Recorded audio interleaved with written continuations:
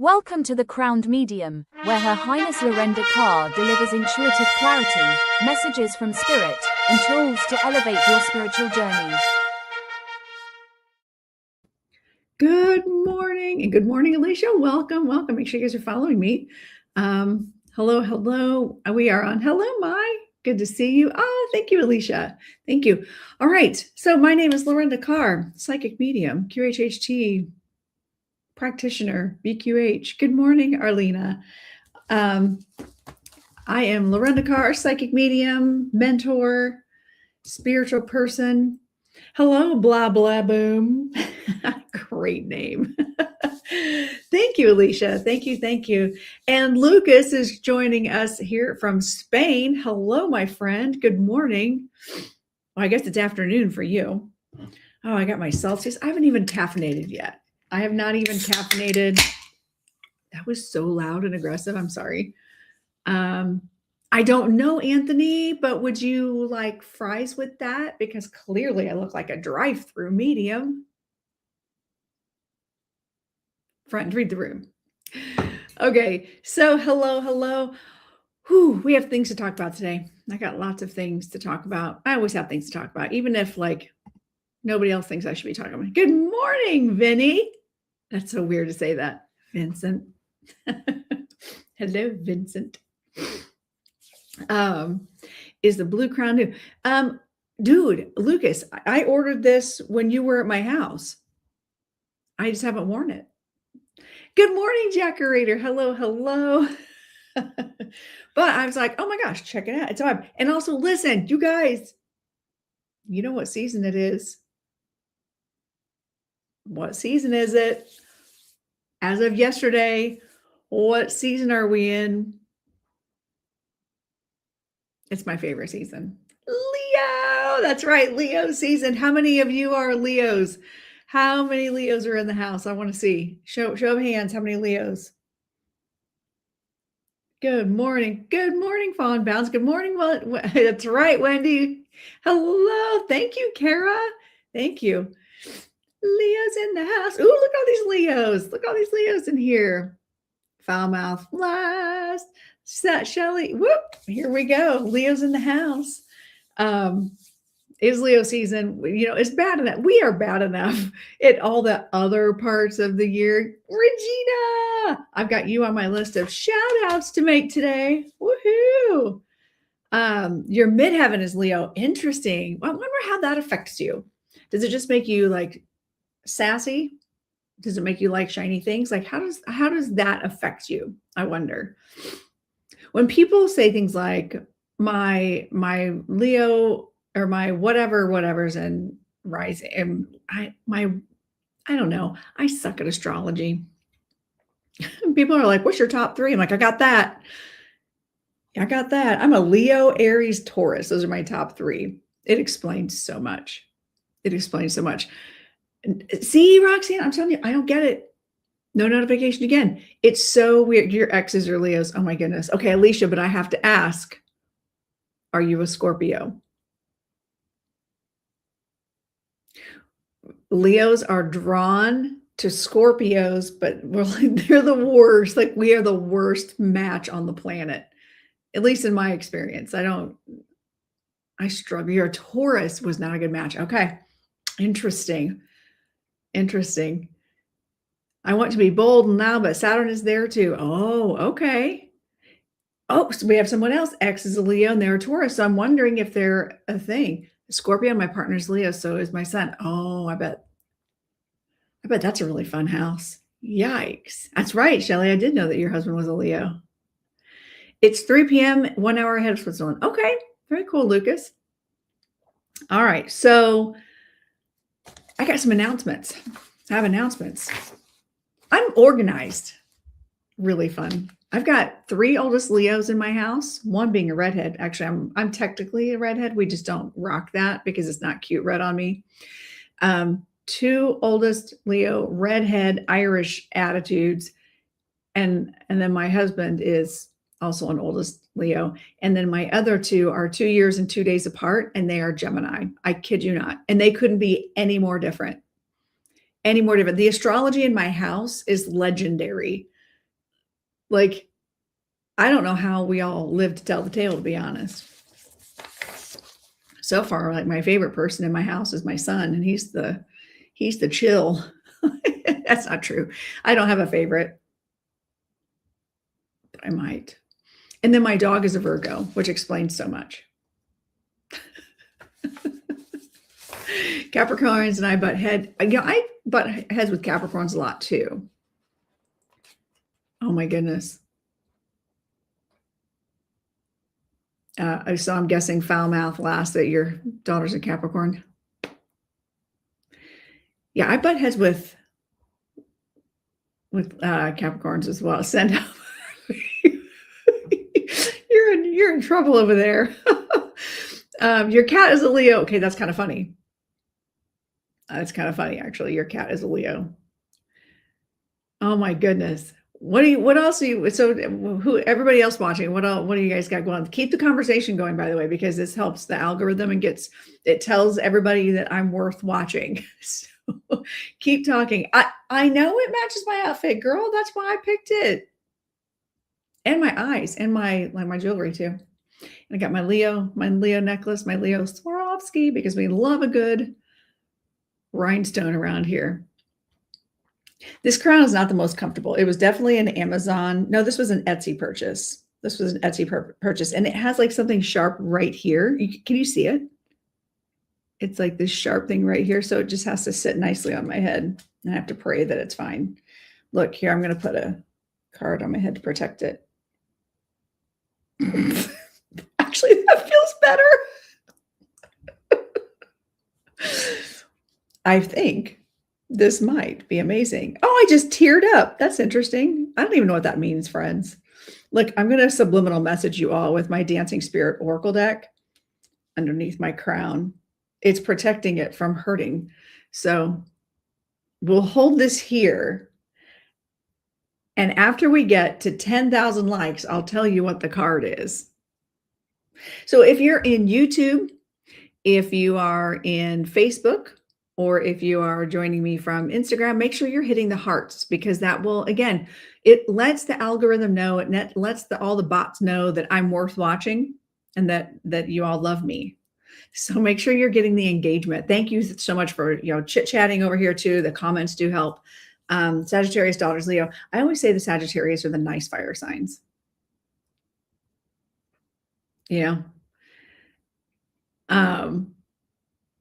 So anyway, keep tapping the screen, tap the hearts, do the things, get me out there. And while we do that, it won't stay on my head though. If it's not, if it's not bored into my skull, it won't stay on. Interesting.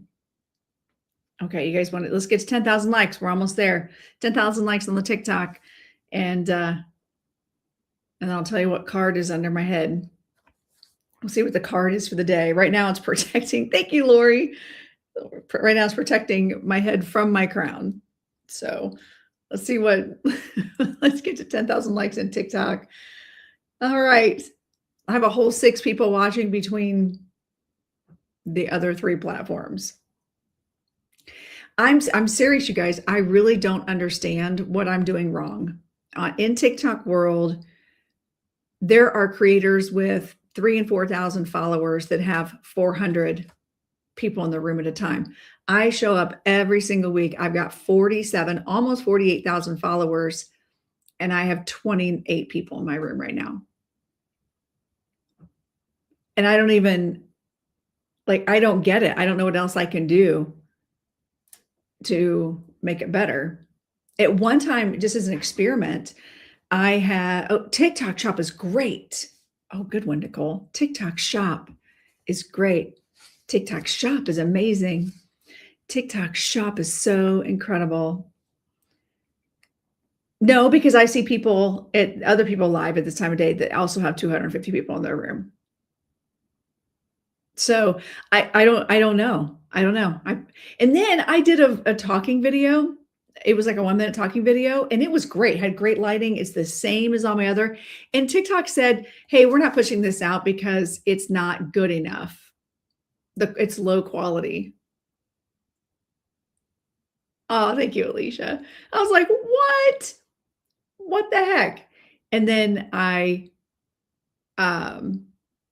it wasn't like I had to appeal or anything. It just said, you suck. This video sucks. But then I ended up with like 11,000 views. So I don't get it. I don't get it either, Wendy. I think I'm funny. My husband doesn't think I'm funny. It is, right? But TikTok shop. TikTok shop.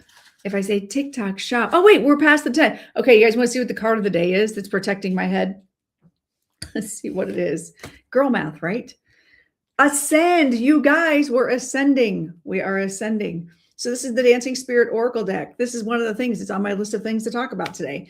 Ascend to higher vibrations where the symphony of your soul resonates with divine frequency. Well, welcome to our rescue, Indy. Oh, are you in Indiana? I'm also in Indiana. You went viral and live still like that. I know people just don't want real conversation. Yeah, they just want free readings, free readings, free readings, free reading. That's what if I say TikTok shop and free, maybe I'll get more than 30 people in here. TikTok shop, free. But also I'm a dog person, Chihuahua Rescue. I love that. I love me a tiny doggy. Pretty soon, I'm sure Olive, my legato, will eventually make her appearance, like with her barking. All right, let me finish this card. So this is from the Dancing Spirit Oracle deck. This is actually my deck. You can purchase this. You can actually purchase this. I'm just saying, you can actually purchase it. And these are my cards. And the meanings, there's no book. You don't have to worry about a book because the meanings are actually right on the card.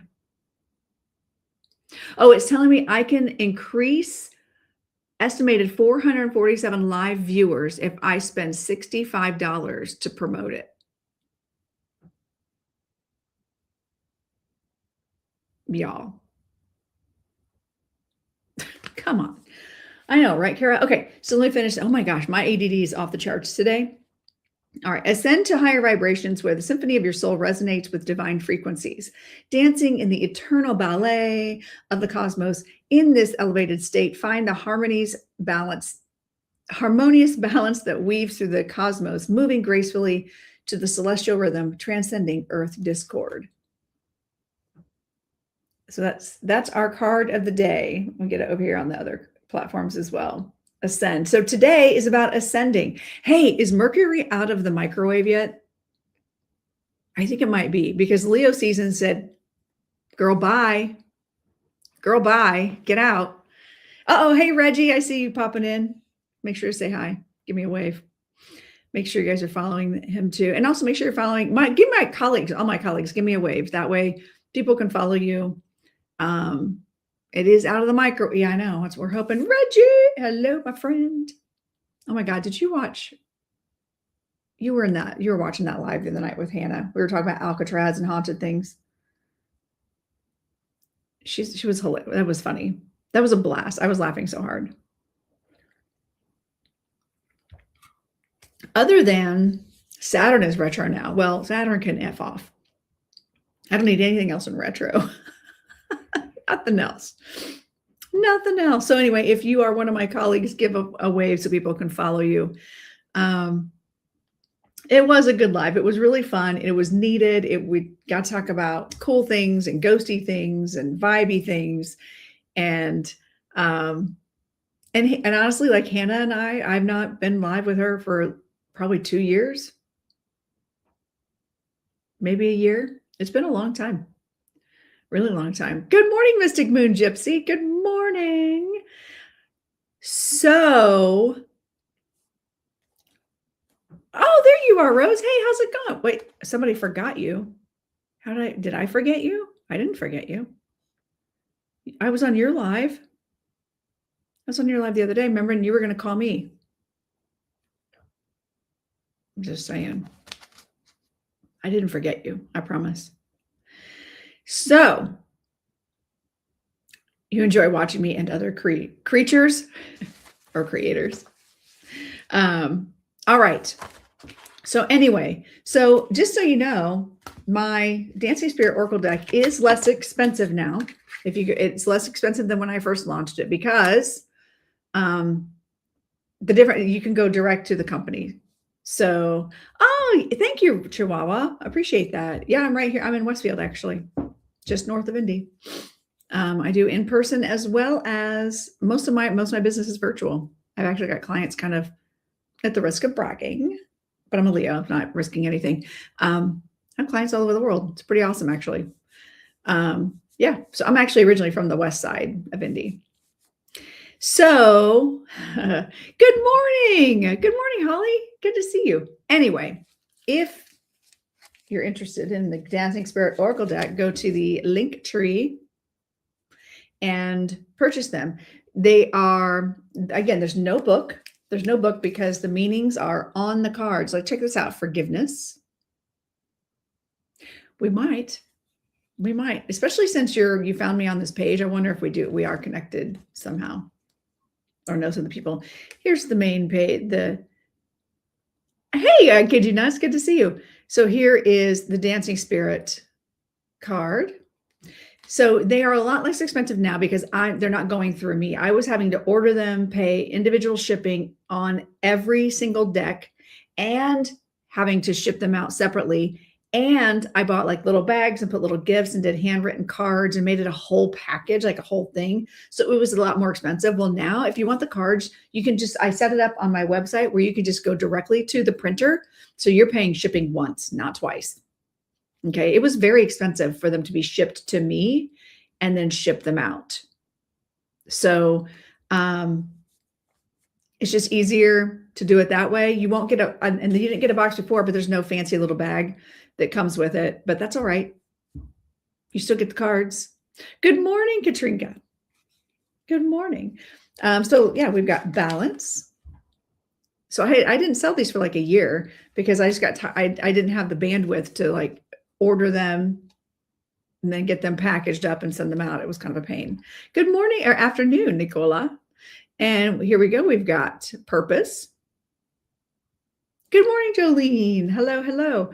We also have sacral chakra. And for those of you who don't know, again, this is the Dancing Spirit Oracle deck. And I'm a dance teacher. I own a dance studio. That's my first love, my first career, first job is teaching dance. And then I do mediumship, and I also teach, and I do QHHT, past life regression, and all that. So speaking of mediumship, I am teaching some classes, you guys. I'm going to be teaching some classes coming up.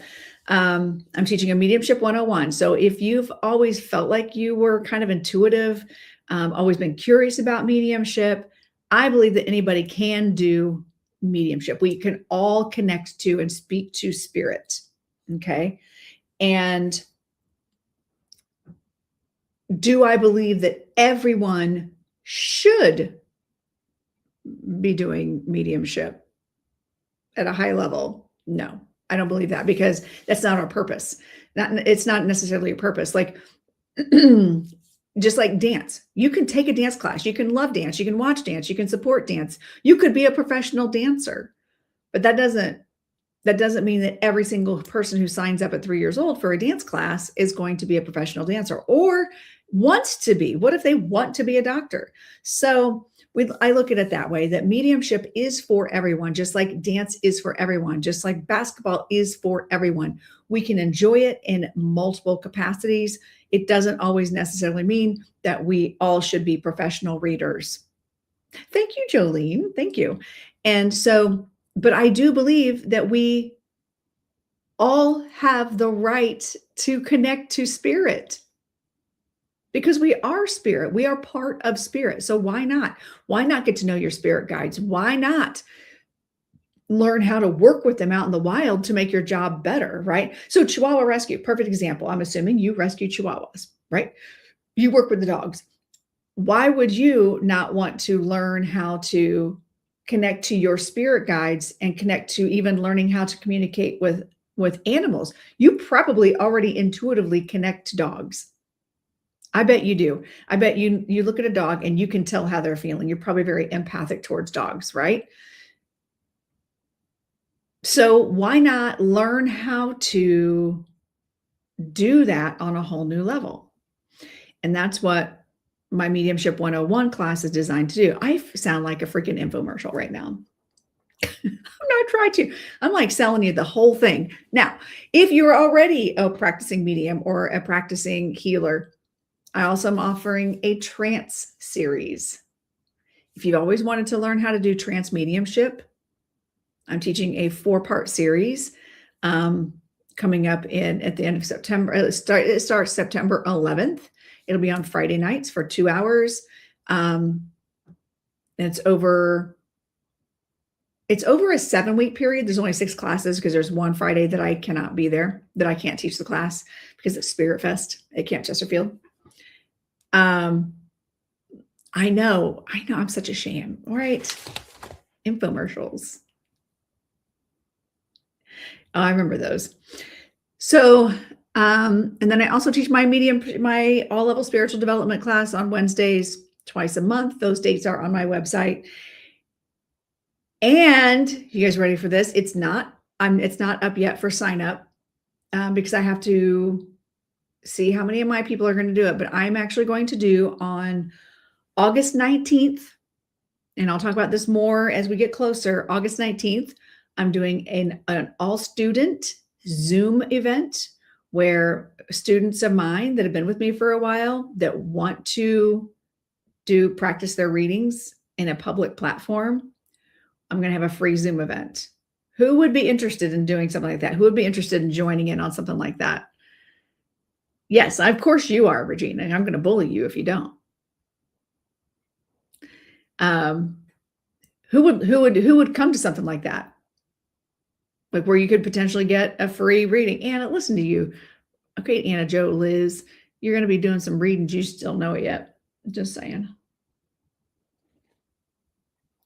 Oh, Holly said she'd come too. Yes. Yes. Good morning, Brian, over there in the YouTube. Good to see you.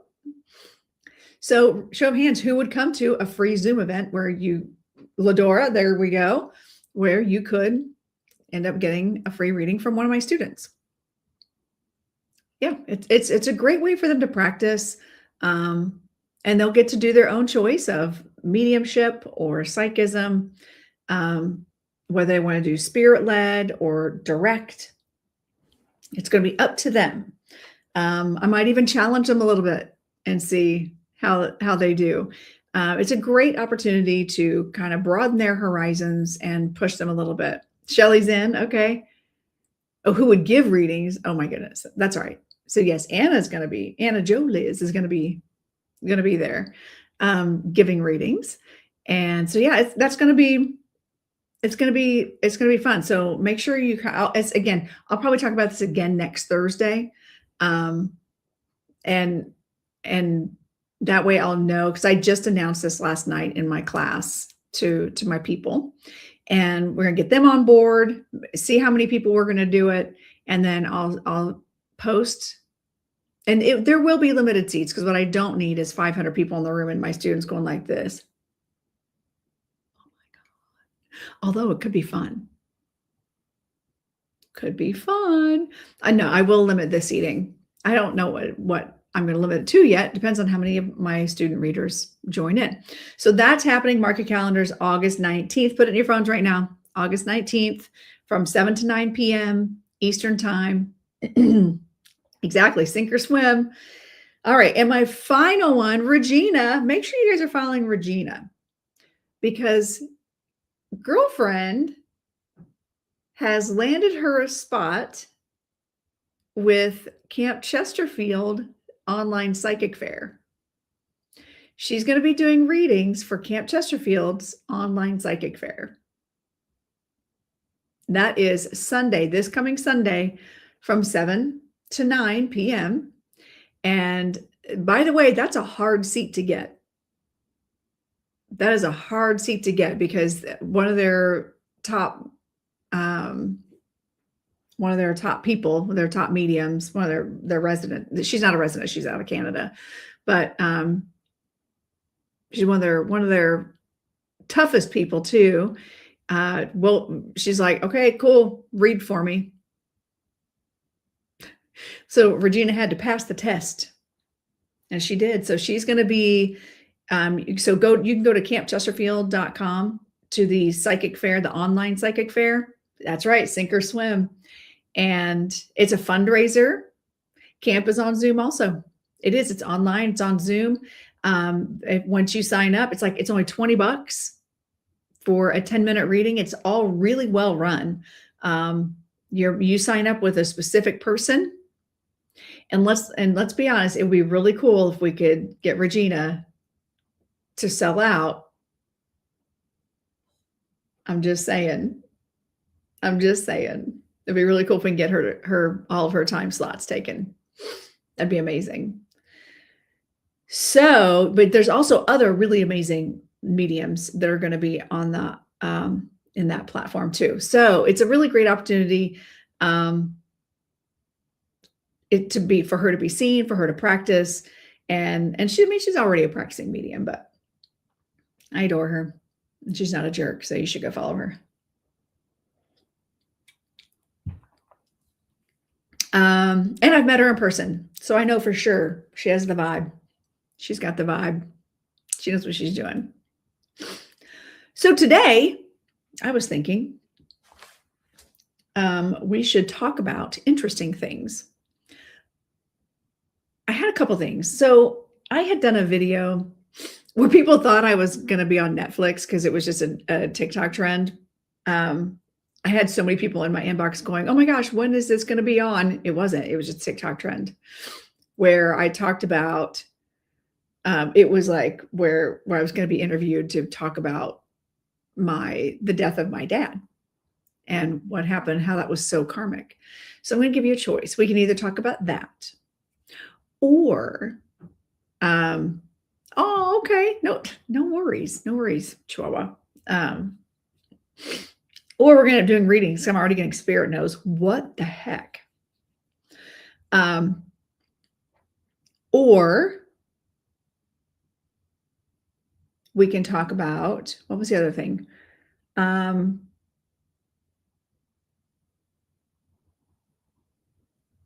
cannot remember what the other thing was. Is what significant?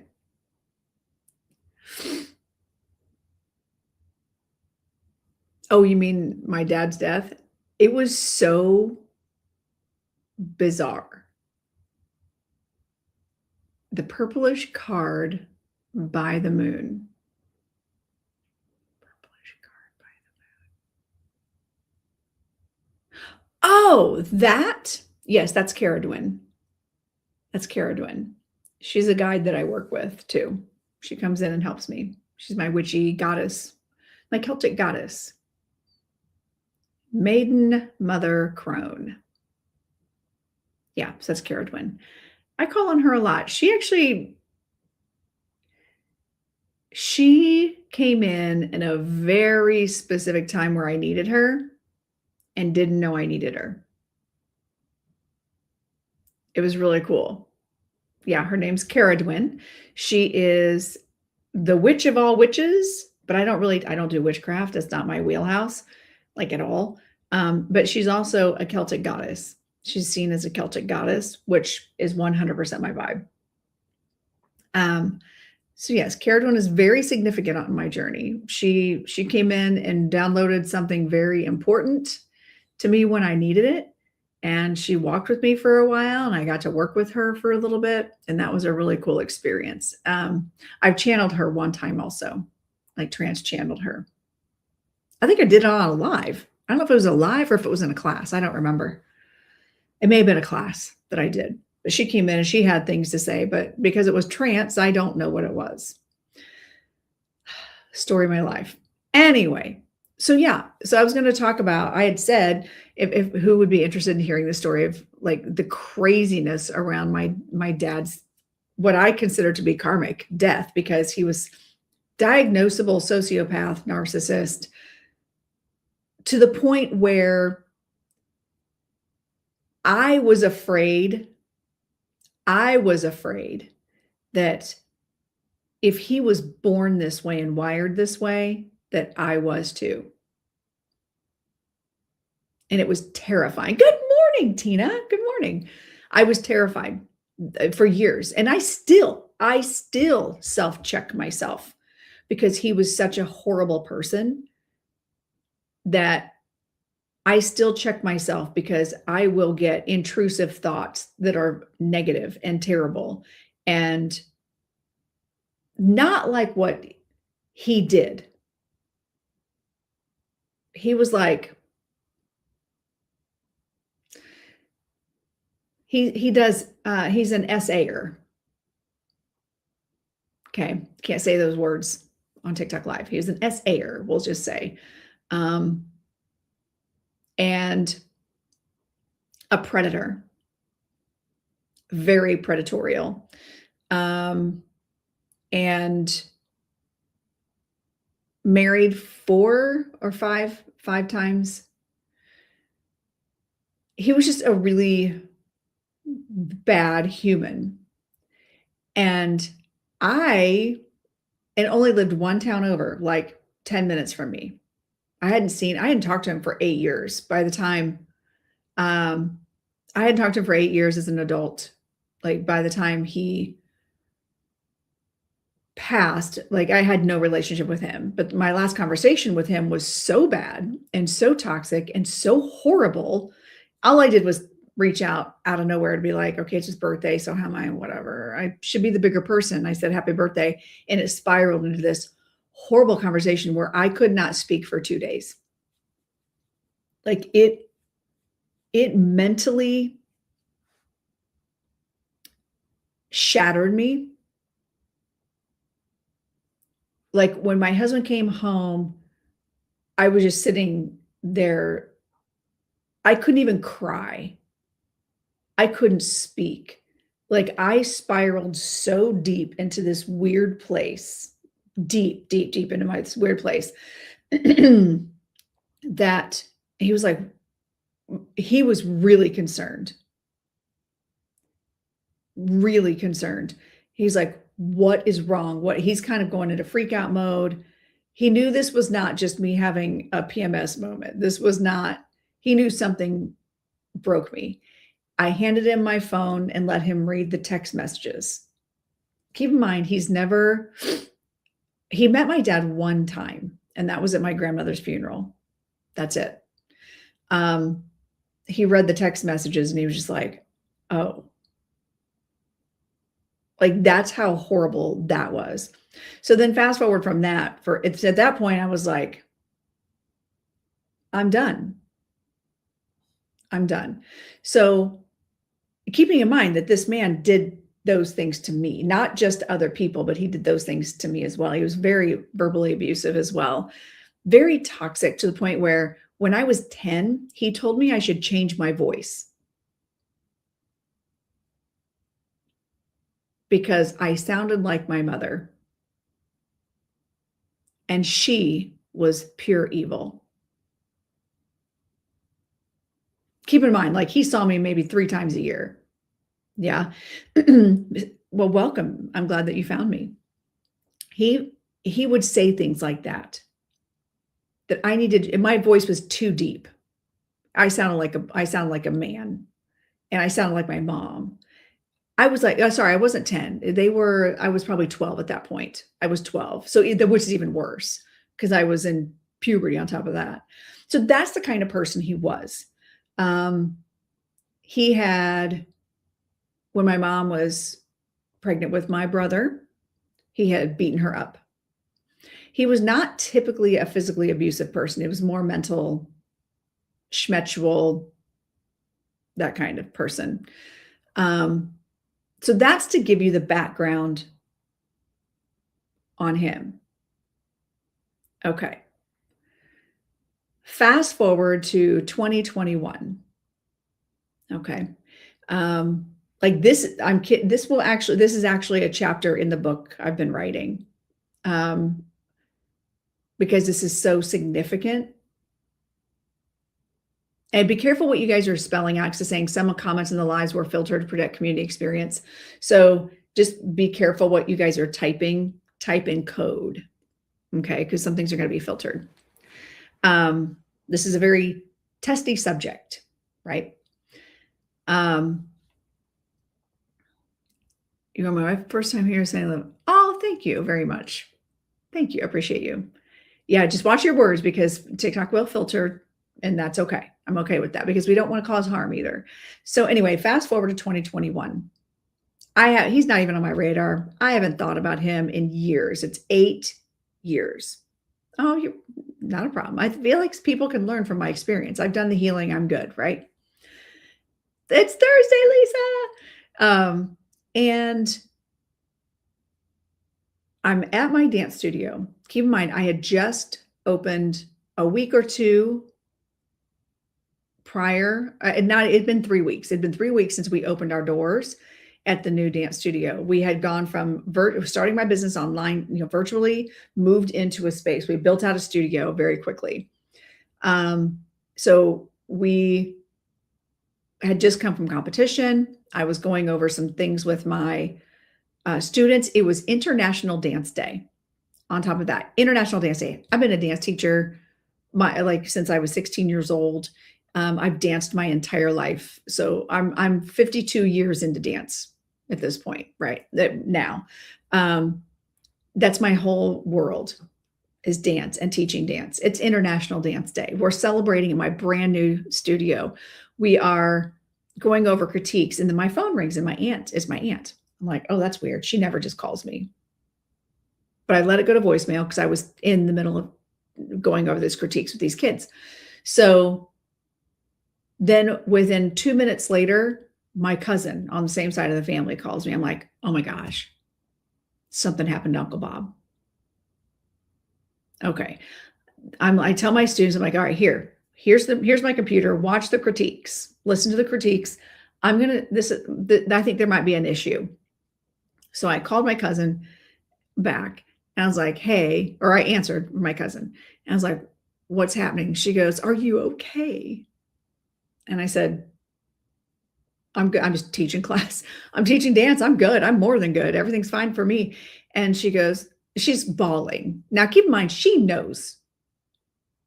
Talk about being like, she knows what he did. But that side of the family all said, I don't know that they didn't believe me. They would say things like, but he's always been nice to us.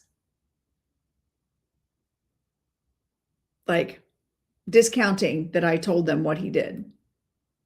Okay. But he's always been nice to us. Hi, Bosca. Good to see you.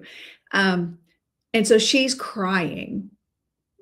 I'm thinking, oh my gosh, something happened to one of the kids, one of the cousins. What's going on? She's like, oh my gosh, you haven't heard? I said, no. She goes, your dad died. It's like, okay. So I'm teaching class. I just told you that I was teaching class. And you're calling and you're not reading the room, right? I'm like, okay, well, hey, April. I was like, okay, well, thanks for telling me. She just said there was an accident with an elevator. Now, my dad at the time owned his own elevator installation and repair company. So that's what his job was. There was an incident with an elevator. So I was like, okay. I was like, it looks like Aunt Melinda called me. I'll call her back later. I'll call and talk to her later. Thanks for letting me know. And I go back to teaching my class because there's literally nothing I could do. Like I have 2 9-year-olds in there and they're like, Miss Lorenda, are you okay? I'm like, yeah, it's fine. And out of my face goes, and my dad died. Like, at this point, I think my brain is in shock. I'm like, my dad died, and they're just mortified because they have amazing families and they can't imagine that even happening. And I was like, we didn't have a good relationship and I will deal with it later. Let's get back to what these judges said about your dance. And so we pivot, right? I'm queen of pivot and things like that. So fast forward, I call my aunt later. She's like, yeah, he was working. He was in a Catholic school in like just outside of Indianapolis. He was at a Catholic school doing just maintenance, not even a repair. Not even repair. just maintenance on the elevator, and it suddenly gave way and fell on him. He did not die. It fell on him and he called out, like he yelled out. EMS was there within 4 minutes. Yeah. So, hi, Lauren. And also I saw Rob in here, Intuitive Rob. Good morning. Good morning. Good morning. Make sure you say hi so you guys can follow Rob. He's awesome. They get him to the hospital. And good morning in Ohio. Good morning, Mama.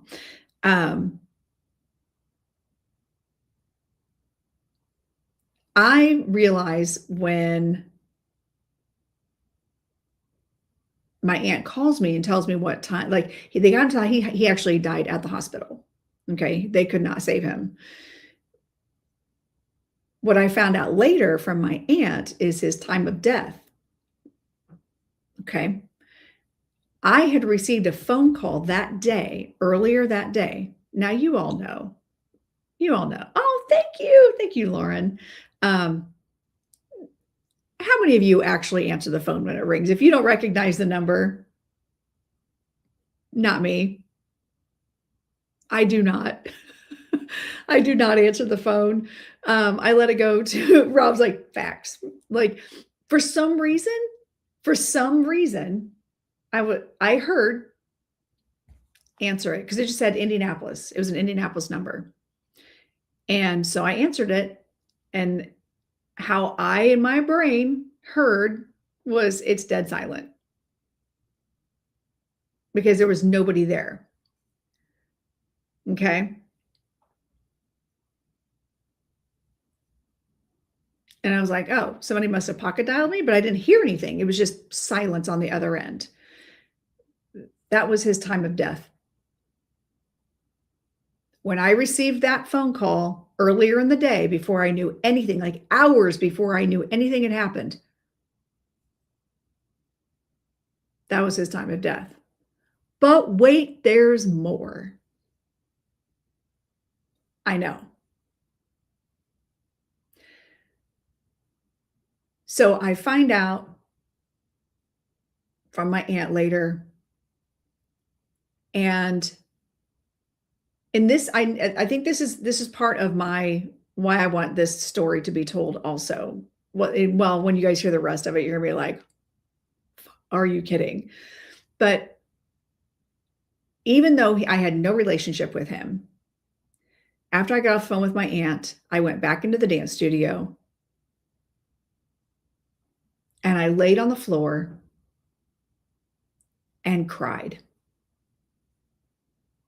Not because Rick, my dad, died, but because he died before it could ever be fixed, and he never cared enough to fix it. And that this is what I was handed, that this is what I chose to be born into, however we want to look at it. Right? You can go book a reading at the link in my bio, Lauren. Thanks for asking. I appreciate you asking.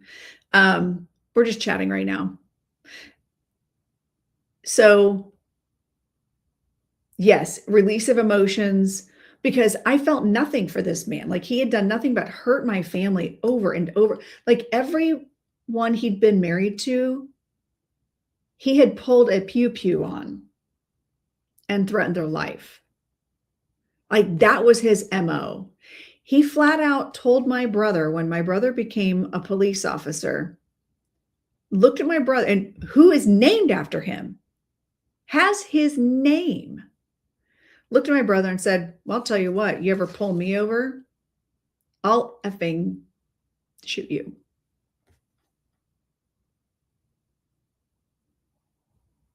Yeah, I'll schmoot you. Schmoot.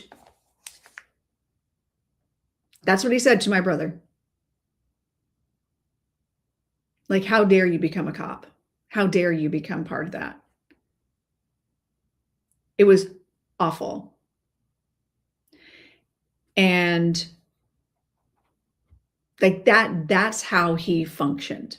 That's how he functioned. So again, for me to lay on the floor and just bawl, it's like I felt this physical release, this physical, emotional, spiritual release. This is before I'm even home. I haven't even told anybody, right? So I get home, and this is where it gets good. This is where it gets wild. Hello, Cindy. Hello, hello. And thank you. So this is where it gets wild. I go home, I text my daughter, my middle child, and I said, so Rick is dead, is unalived now. And she says, her response, ding dong, the witch is dead. Just like just like Wizard of Oz, right? My smart self says, funny you should say that. My kids are so freaking psychic. They just don't understand. It's like, funny you should say that. Because an elevator fell on him. Much like the house fell on the Wicked Witch of the West. So for her to say that as the response was gold, was priceless. Elias, hello, my friend. Make sure to say hi, Elias. Make sure to say hi so everybody can follow you, my friend Elias. Where I'm telling the story of the passing of my father, and it's like how it should be a Netflix special. There he is. Make sure you say hi. And how it should be a Netflix special. And I think so, Elias, this is something like you'd asked me to write in your book. This story is very relevant to if I could pull it together of doing that, of talking about this particular story and the healing that had to follow. So, like it's crazy. You have to. All you can do is laugh, right? So she says that, I'm like, oh my God, that is hilarious. And I tell her, and she calls me, and she's a Gen Zer. So she FaceTimes, and all I see is like the top of her face. She's like, girl, oh my God, what's happened? Like, spill, what's going on? Are you kidding me? I was like, no, not even, can't even make this stuff up. And I see, hey, Laura, I see you. Bomb diggity. And I said, he was at a Catholic school. Now, for a little more backstory, when I was 14, I told my mom what he had done to me. And that very, very, very inappropriate thing that he did to me as a child. Okay. There's Laura. What's up, girl? Make sure you guys follow Laura Bob Diggity too. She's hilarious and amazing. Love her. And super gifted and I'm going to change crowns. This one's hurting my head. Maybe it's like stuck to my hair. So crown change. I love you too. Crown. Oh, there we go. This is better. I love my custom crowns rock. Anyway, so he's at a school, at a Catholic school called St. Gabriel. My kids went to Catholic school, by the way. I did not grow up Catholic, but my dad was Catholic, and I didn't like Catholics for a long time because of the association, guilt by association. But then I became Catholic eventually, which was part of a bigger picture learning set of lessons, period. Right. So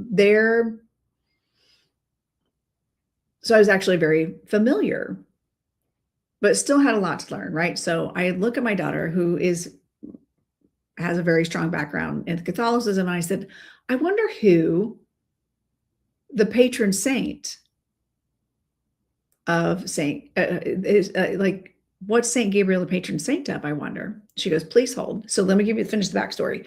So when I told my mom, she had told the judge when they went for custody and child support stuff, had told, the judge looked at my mom and said, this isn't the place to bring this up. She goes, my daughter just told me this, and I think we need to figure something out. Like this is all still new to me. And he's like, this is not the place for this. She's like, it is. We're talking about custody. We're talking about child support. We're talking about all this stuff. She goes, it is important. And he said, and she shouldn't be here. She shouldn't be in the courtroom. So I'm there listening. And then I ended up going to Catholic Social Services for counseling, because that's what they had, free services, free counseling. I go to counseling. They tell my mom, she's not telling the truth. She's making it up. Because I didn't have the language to say what happened. I didn't understand. And I couldn't talk about it. So they were like, well, she's just making it up. Exactly. Well, and at the time though, like this is in the 80s, like we didn't know, like, so fast forward, had I been taken seriously, he would not have been allowed to be in a Catholic school doing the work, because Catholic schools do background checks on everybody that comes in. Like you can't just waltz in. Okay, so there would have been, if they were going to hire someone to be their regular elevator maintenance person, they're not going to allow, he would not have been allowed to be in a school with Indiana laws. He would not be allowed to be there, but he was never held accountable. So here he is at this Catholic school doing elevator repair. Right? Yeah. And oh, by the way, OSHA, I know, right? I love this one. This has such good healing power in it. I love it. So I asked my daughter, I said, I wonder what St. Gabriel is the patron saint of. This was such a big deal, by the way, that this happened, that this was on the news. My dad's name was on the news every single day of the week for a week. Like that, this was a big deal, what happened with my dad and his passing. So it's on, like OSHA's involved, and they come back with like, no, it was literally just a freak accident. There was nothing, the elevator wasn't faulty. He'd done everything right. It just fell on him. I'm like, ooh, okay. Saint Gabriel is the patron saint of Schmeckschwole assault victims.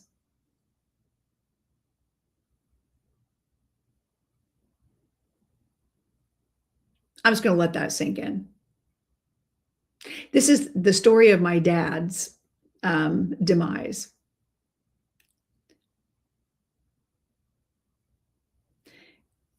Yeah. On International Dance Day,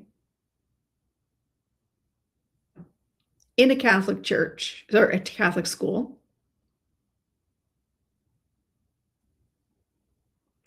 it gets better. It gets better. You ready for this? So my daughter, being the sleuth that she is, says, like, I've got her on the, she's like, with this perspective, and she's like, please hold. She's like, all I see is underneath her nose, her nostrils, and she's typing. Okay, hold, looking it up. She's like, oh my gosh, you're not going to believe this. I'm like, at this point, try me. I think I will. I think I might believe you on this. I can't remember so Saint Gabriel was a young, had passed young from tuberculosis. He's Italian, and he was a soldier, but he actually died from tuberculosis. He didn't die as a soldier, but he had interceded in the assault of a young woman by fellow soldiers. So that's why he's also like, he's that, right? He was also young. Oh, I got the puzzle. Hang on. Young, charismatic, full of life. Anyone want to guess what his nickname was?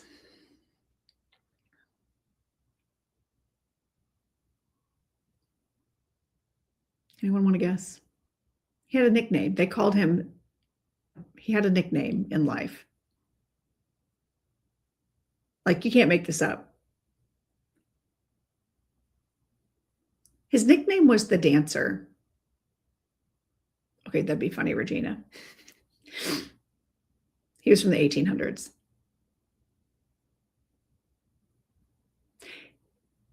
His nickname was the Dancer.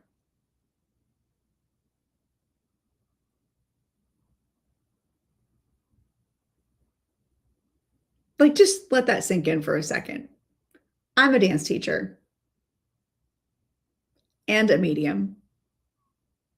He's in a Catholic school where if he'd been held accountable,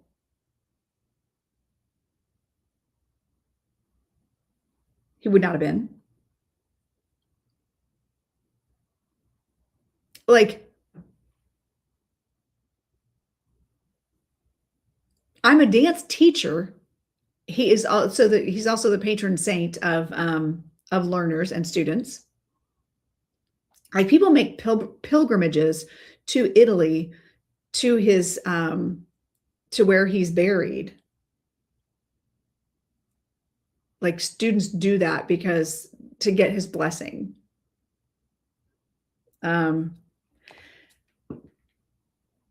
Yeah. So then we throw in the part where I'm a medium, right? And this was on a Thursday. I had to leave for St. Louis on a Friday, on the next day, because I was judging in St. Louis for a dance competition. And I'm like, I don't have time to deal with this. I don't even need to deal with this, because he probably took me out of his will years ago. And it turns out he did, by the way. He took my brother, who he threatened, and myself out, like intentionally took us out, intentionally blocked us from receiving any kind of insurance money if anything happened to him, and gave it all to my other brother, who was very much like him in attitude and anger, like major anger issues, and a lot of other things. Not that way at all. Not the my brother, not at all. My brothers are not like that at all. But the anger, attitude, vibrationally they aligned. So he gave everything to my brother, which turns out was just more of a pain than anything. And had I been left in, I'd always said, like, if I ever got any money from him for whatever reason, I wouldn't keep it. Like, I would donate it to an organization that helps victims. That was how I looked at it. So, or I would give it to my mom for back support, because all the money he didn't pay for child support. So that night I get to St. Louis to judge. And let me back up. That night, the night that I found out, when I was getting ready to go to bed, I got this image flash in my head of like when it happened, but my dad's crying out. And I knew this was such a real vision. This was not me. I understand being developed the way I am. I know the difference between a vision and my imagination and overtime. So I'm very clear on that, right?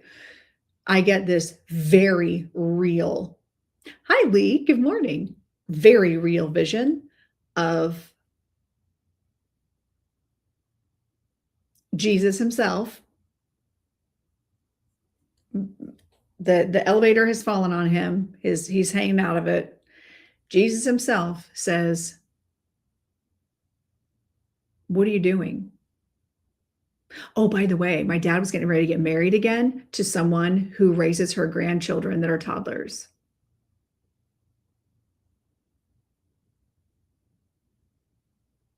He shouldn't have been around children because he's predatory.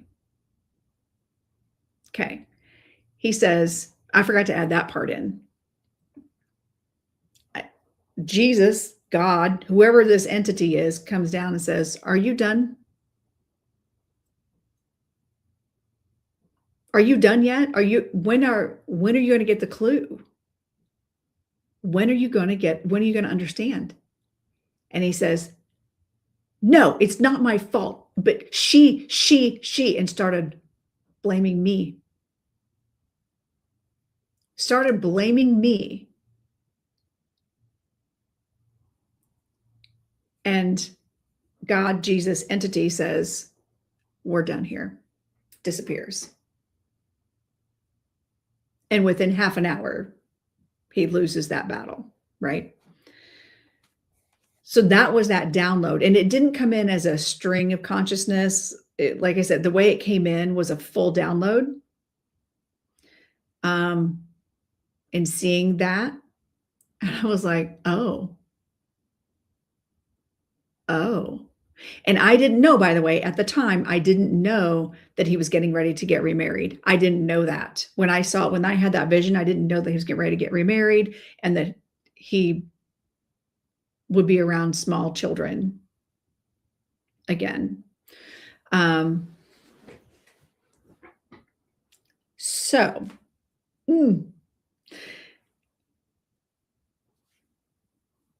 to think, I feel like I'm missing. Oh, so I get to St. Louis. This is where it gets crazy also. My dad used to do this thing where he would snap and point. Hey, Lee, thank you so much. Thank you. He would snap and point and his jaw would tick. And it instilled fear in me. So when I see people do that, when they clench their teeth and like I see that jaw tick like that, it's actually a little triggering for me. Like I'm like, oh, look, it reminds me of my dad. Great. Because he would do that. I went to lay down that night to go to sleep because I had to get up really early in the morning to judge dance competitions all day. And I'm laid down and I'm in that theta where I'm almost asleep, not quite awake, not quite asleep. Hi, Loretta. And I hear in my ear. And I'm like, bold. He was so desperate to get in touch with me. So desperate. I'm convinced that in that state where he was not quite, like he had just passed, he was still technically attached, etherically attached to his body. He was not fully, had not gone to the light yet. He knew. It's like he thought he needed my forgiveness because he was trying to get my attention nonstop. And I go, no, I'm in my hotel room by myself. And I'm so used to talking to spirits out loud anyway. I didn't think of it. I go, no, absolutely not. You do not get to keep me up all night. You do not get to get my attention. You do not get to come to me while I'm here in this lifetime. While I live on this earth, you do not get to come to me. You do not get to talk to me. You do not get my forgiveness either. You're going to have to work that out for yourself. You go talk to your spirit team because I'm not in this. So that's how I left it with him, right? Now, again, let me go back a little bit and give a little more backstory. When I got to the hotel in St. Louis, I'm in my husband's car because it's a hybrid, better on gas, right? So I'm in my husband's car. It's a really nice car. We don't park next to people. We don't park next to things. We try to find a good end spot if we can. So I get to the hotel the first level, the parking, it's an underground parking structure. I'm driving around. There is no good parking spot. Everything is really narrow. And I'm in an SUV. I'm in kind of in a bigger vehicle. And I'm like, and then I realized, oh, there's another level downstairs. So I go another level downstairs. There's like 3 cars in that garage. I'm like, these people must not know that there's a whole other level down here that they could like all have end spots. So I get this bougie end spot. I'm in a good place. Also, there's a spirit in here and I keep seeing like a blink. It's probably him trying to get my attention. I do that too. I call it call ahead parking, Reggie, asking spirit for parking for the end spots. I do too. I'm like, all right, listen, I need you to hook me up. Hook a sister up. I need you to find me an end spot. Thank you, Tammy. That's adorable. Thank you. And so I go down. For some reason, I have way overpacked, by the way. I've got this giant suitcase. I'm going to be gone for 2 days. I have a giant suitcase. I've got shoes. I've got dance shoes in there. Like I had a bunch of stuff. I did not need that much stuff. I could have done literally an overnight bag, but I chose to bring a giant suitcase. I think I was just kind of also in shock because of what had happened on Thursday night. So Friday, I just threw everything in all the things that I didn't need in my suitcase. So I've got this giant bag. No big deal. There's elevators. So I get on the elevator. I go up. I'd go about my business. Okay. I go to leave and I didn't hear anything else the rest of the weekend after the whole snapping and me telling him no. I'm like, go away. You don't get to come to me in this lifetime. You're not supposed to come through mediums. Don't even try. You don't get to do that. I go to leave the hotel. I've got my bag. I've parked 2 levels down. The elevator's out.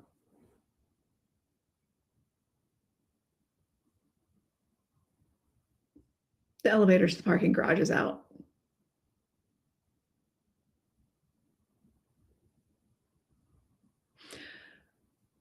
Of course it is. Exactly. I'm in the lobby.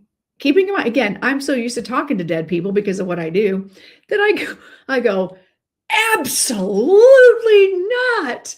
I'm like, yeah, I look like the crazy lady. I'm surprised it did not end up on the internet.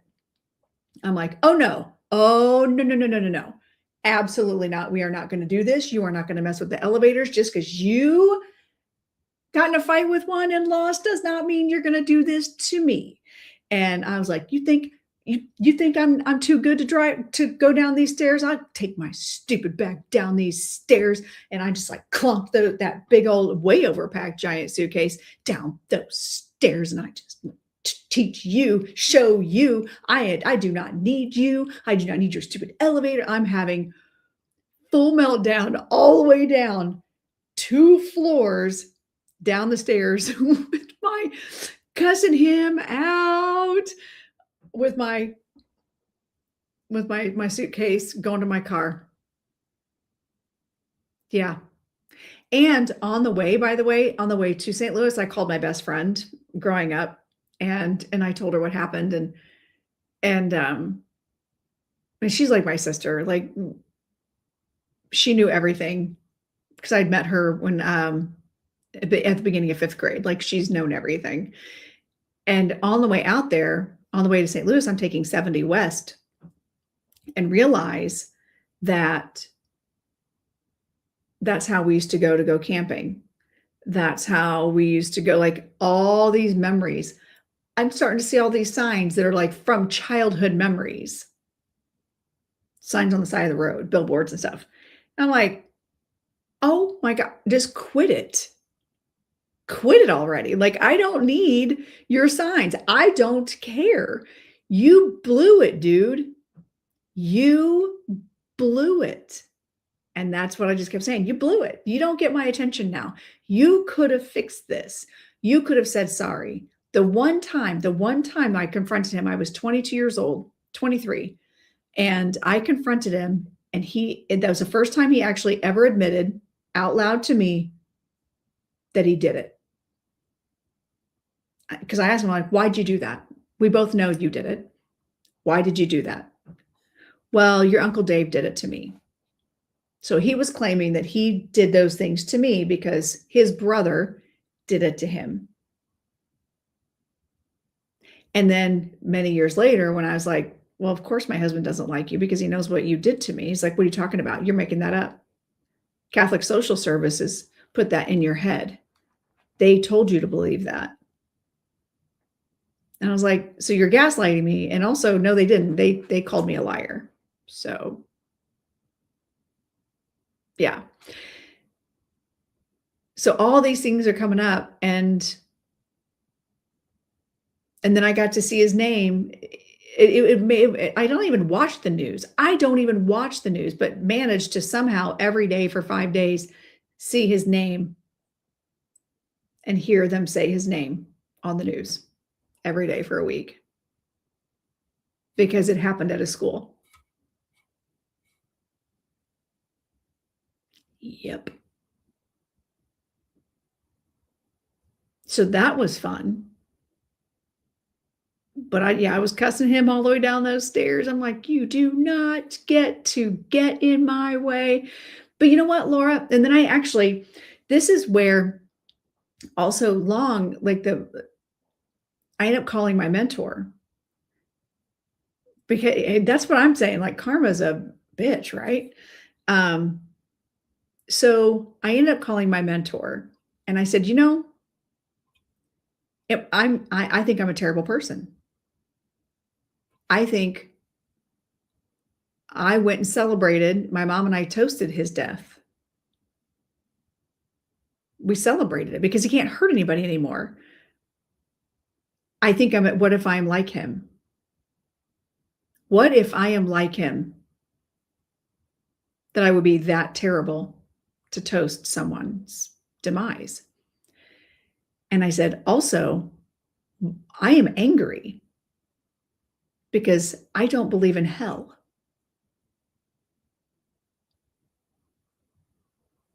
When people like that exist, you count on that belief set that you just kind of hope that they get theirs right. I was angry that there was no hell for him to go to. There was no Satan meeting him at the gates of hell. And I was angry that someone like that could just be allowed to cross over and go to spirit. Then I had to reconcile the fact that there are many other evil people in the world that have crossed over, right? That doesn't seem to bother me that they're not in hell because there is no hell, right? But I just have to, what I believe is hell is that we go do. Exactly. I'm not convinced that there's not something they have happen, but that's for another day. I know. I'm still convinced that there is a life review and that you have to experience everything that you've done to people. You have to personally experience it. The fear, the emotions that you evoked in people, the things that you triggered, the things that you did. I believe you have to, as a soul, as your life review, experience that. So I was kind of hanging on that thread at least. Also recognizing that that is my ego. That is the traumatized survivor, human side of me.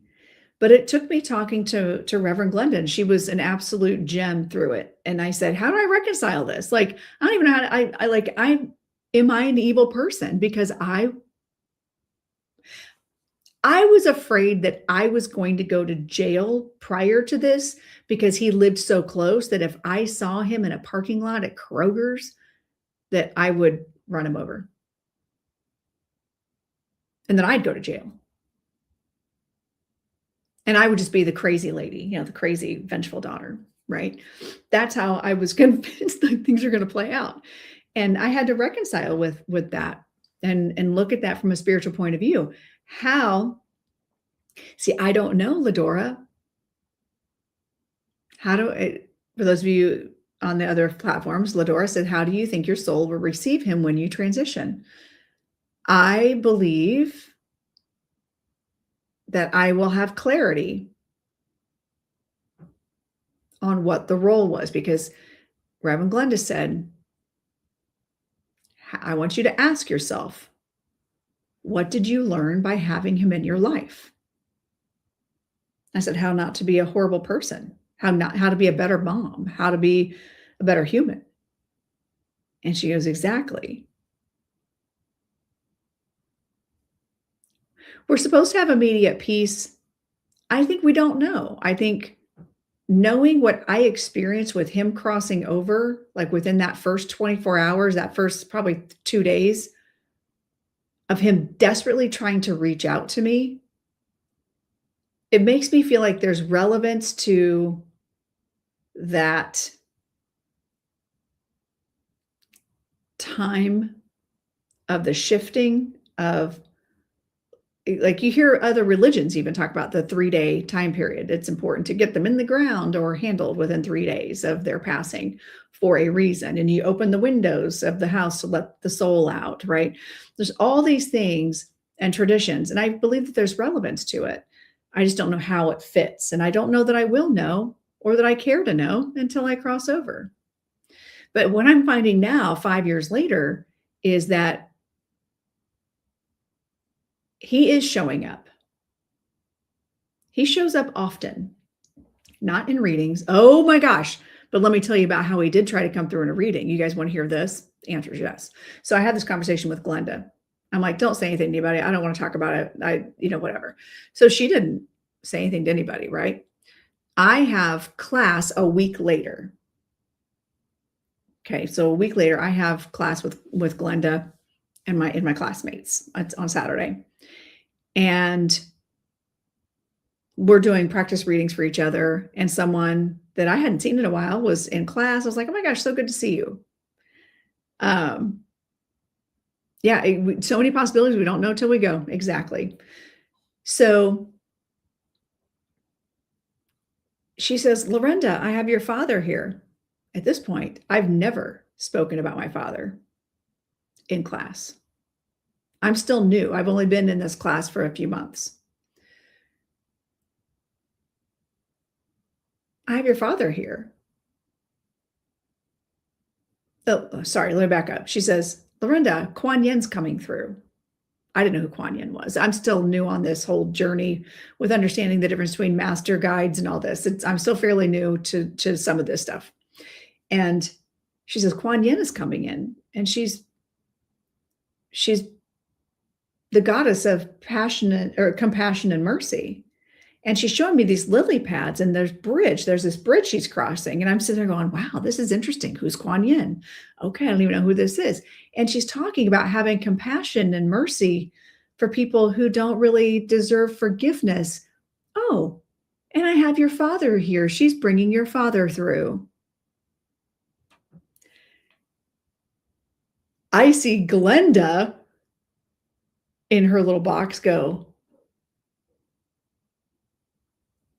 oh, like, uh-oh. And I said, ma'am, miss, I adore this person who's reading for me. I said, I'm going to stop you before you can get any further. I am going to validate what you're telling me. And I told her, I said, my dad just passed like 10 days ago, not even 10 days. But it was right at 10 days. So 10 days ago, and he's not allowed to come through. He's coming through using a goddess as a front man to ask my forgiveness with the lily pad and with the bridge as symbology. I said, kindly ask him to go back to the other side of that bridge. Then I'll talk to him when my time is up here. We left it at that. And he's only tried to come through a couple more times through other or under it, right? Be swimming with the fishes. He's only tried to come through mediums a couple of times. And there was one time my grandmother came through a medium, and it was on TikTok actually. And my grandmother comes through, and the medium says, "Your grandmother's here," and she's saying something about blocking somebody or not letting somebody in. Did you just like block somebody on TikTok or something? I said, no, she's running interference. She's not letting my dad come in.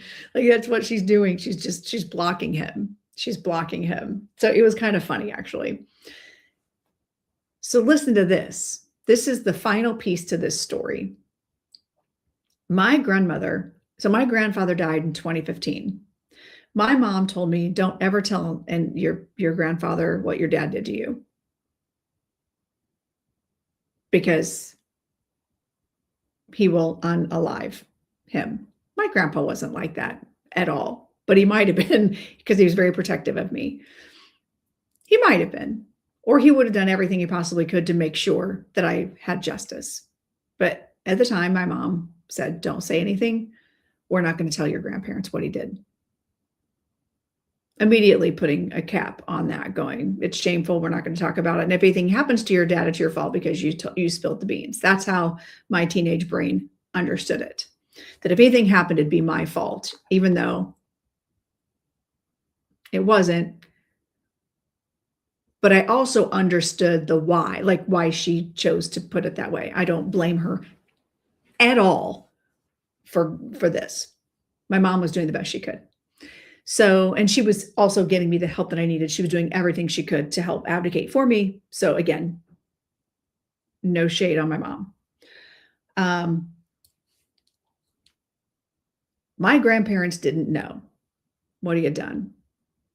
They knew he was evil. He was terrible. They did know that he was an awful person.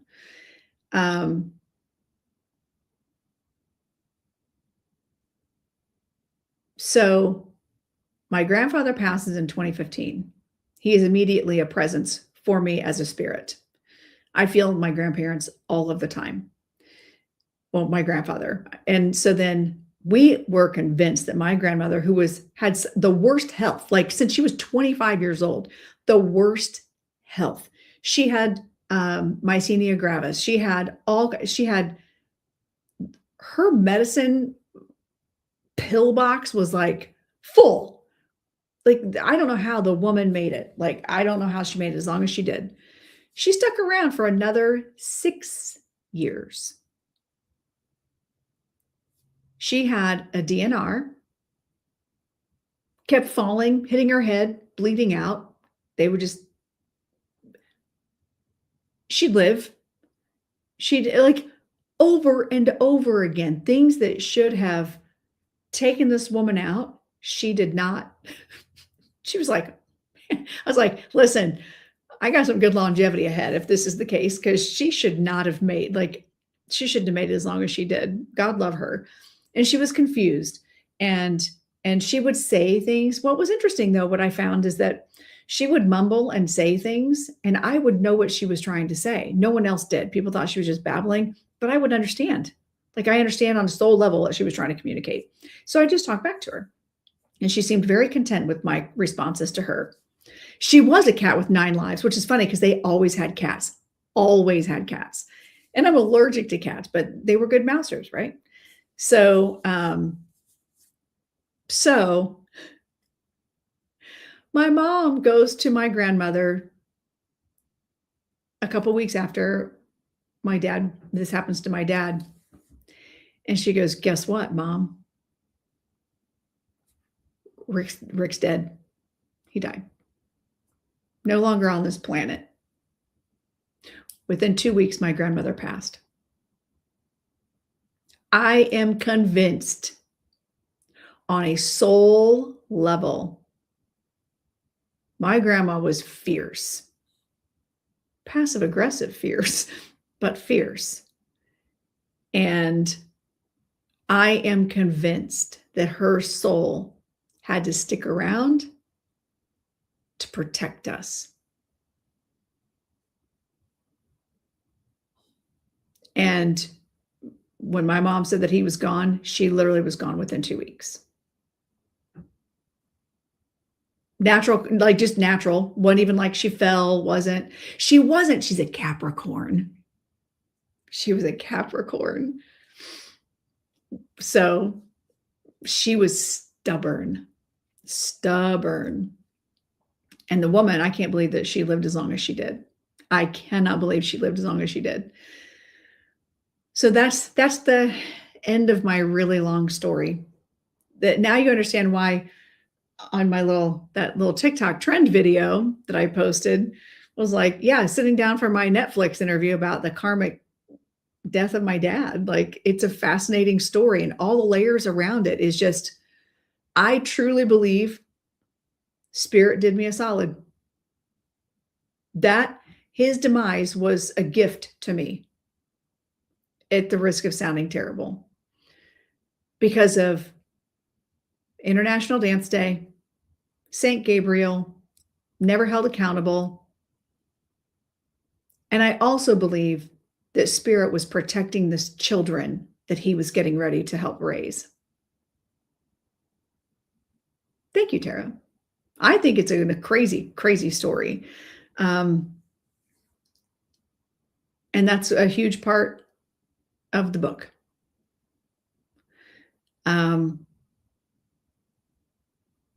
Because I really believe that Spirit had my back.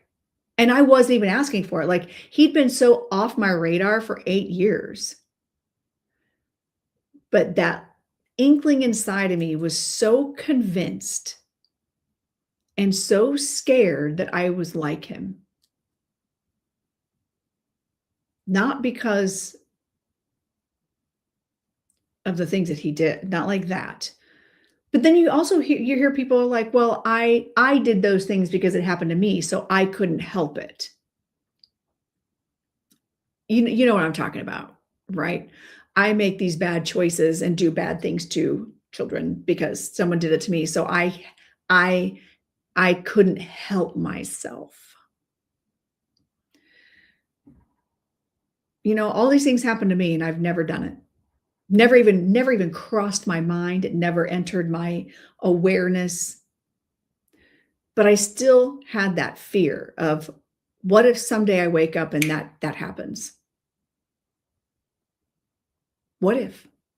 Because we don't know. We don't know what makes us tick. We don't know what's nature, what's nurture. We don't know what makes somebody make those choices. And as a Leo, I know I joke about it, being so self-centered and self-serving. I had to learn that, I was very self-serving because I was a survivor of literally everything. The only person that was going to advocate for me was me. The only thing that was going to make things happen was me. And I was told from a very early age, God helps those who help themselves. And so I knew I had to fix everything myself.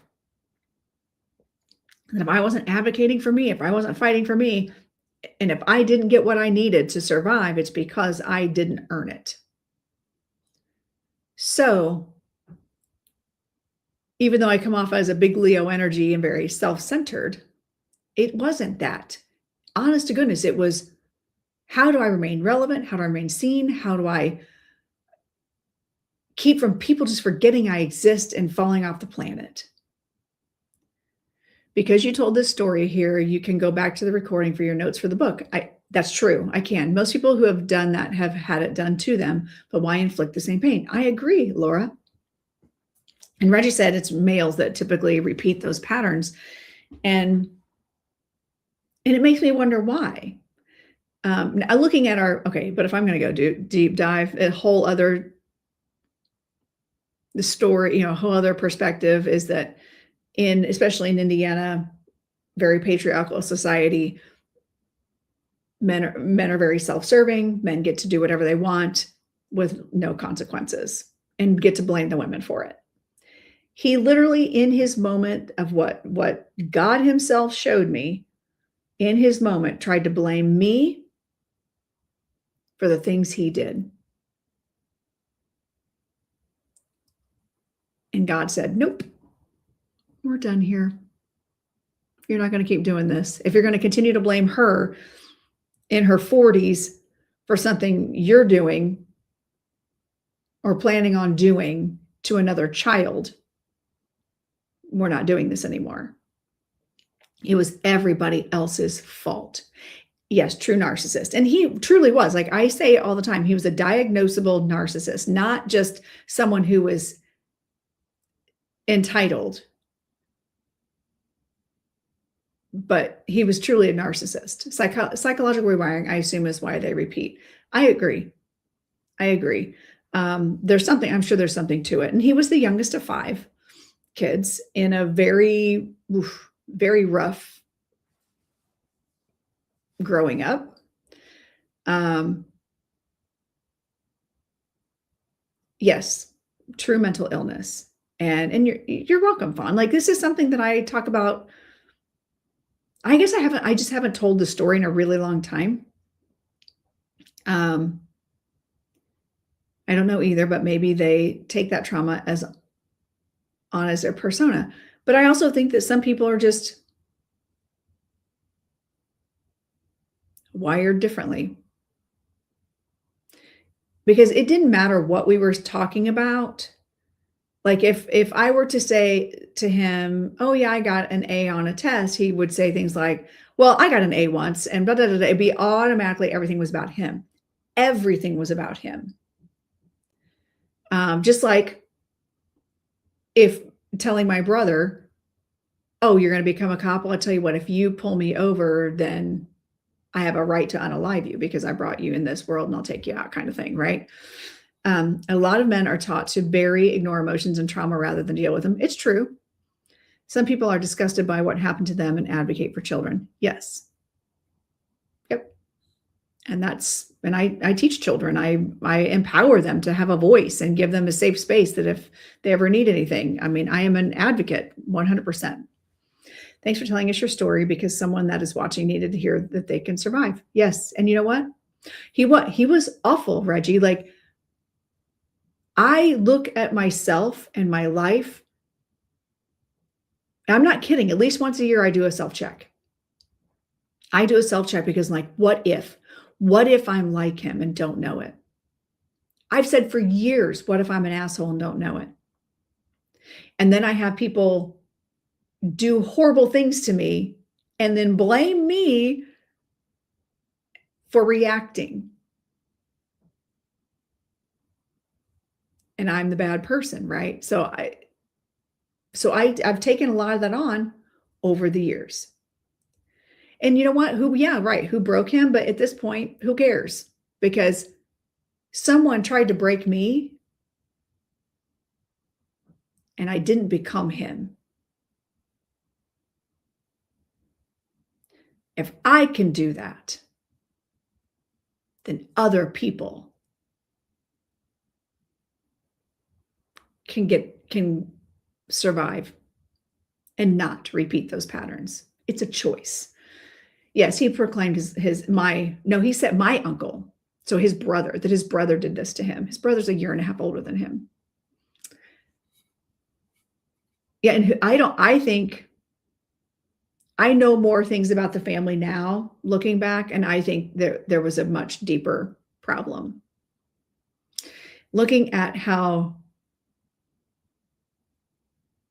my cousins, like, there's so many layers to it. The fact that you analyze it means you're probably not those things. That's what I'm hoping. But I do have to self-check. Because sometimes I get very, very self-centered, very ego-driven.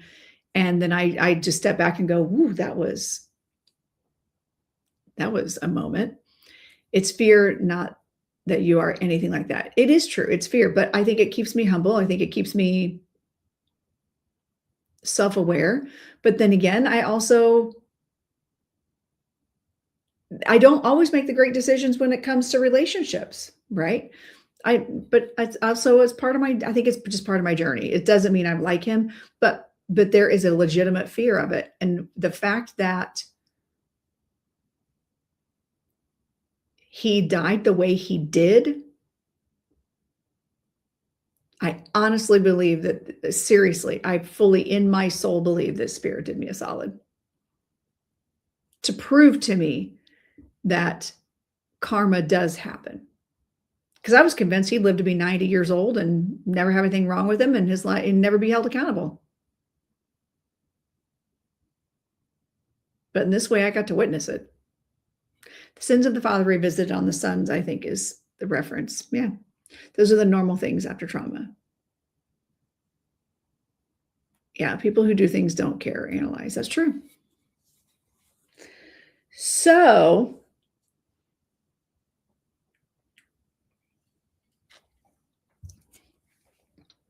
it's not on Netflix yet. But seriously, I think it's a story that needs to be told.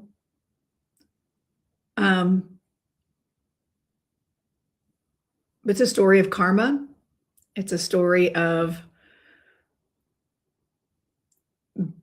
for me, it's a story of surviving and going beyond surviving. And like this year, every year I choose, and we talked about this at the beginning of the year, every year I choose a theme. I'm going to show you. And I actually even have a notebook that I use for all my classes, for notes, for journaling. I choose a theme word.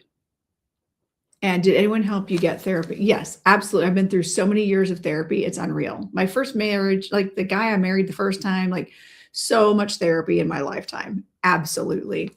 And my mom did everything she could to help too, but they were no help. The free therapy was no help at all. I didn't get legitimate therapy until I was in my divorce era. So thrive. I moved from surviving to thriving. It's a choice. Thriving is a choice. On this note, is there a trauma-informed class we can take to better serve our clients? Yes. There are classes. I know Camp Chesterfield offers classes like that. Because if you're going to become a pastor, if you're going to become an ordained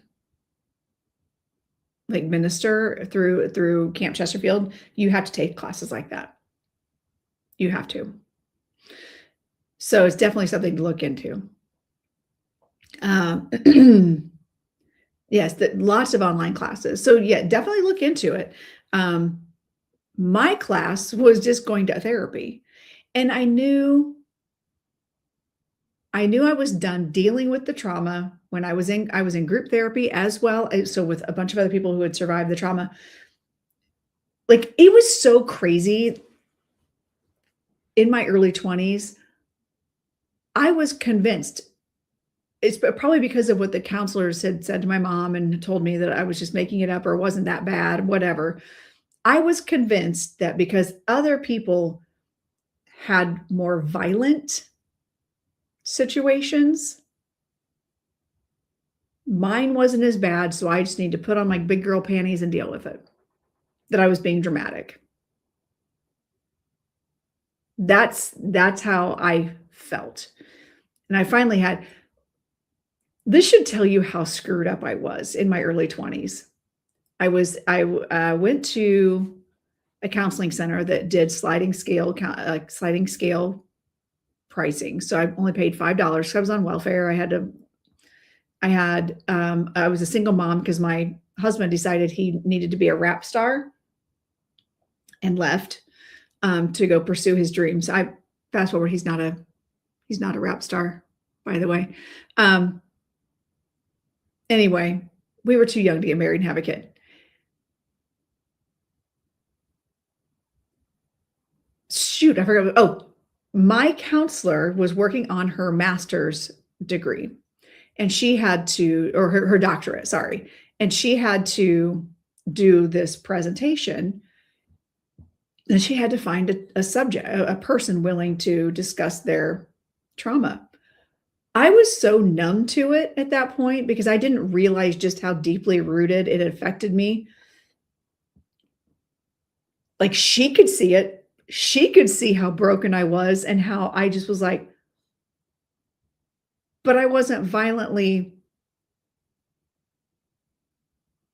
Lorenda was married to a rap artist. I opened for Flavor Flav. Laura Bomdiggity loves that story about me, by the way. I was a backup dancer. Yes. And I do. I'm like the queen of compartmentalizing, by the way. I can do that. So I was so broken that counselor asked me to be her test subject. So I did sit down for an interview and they did have cameras on me. And I told my story. Somewhere out there, I am the subject of someone's thesis for her master, for her doctorate program. I never saw it though. I don't even remember her last name. I know that she ended up moving to Africa to do some work there as part of her after her degree, after she got her doctorate. So I don't know whatever happened to her. I think it'd be interesting to see it now, all these years later. And she wrote me a letter.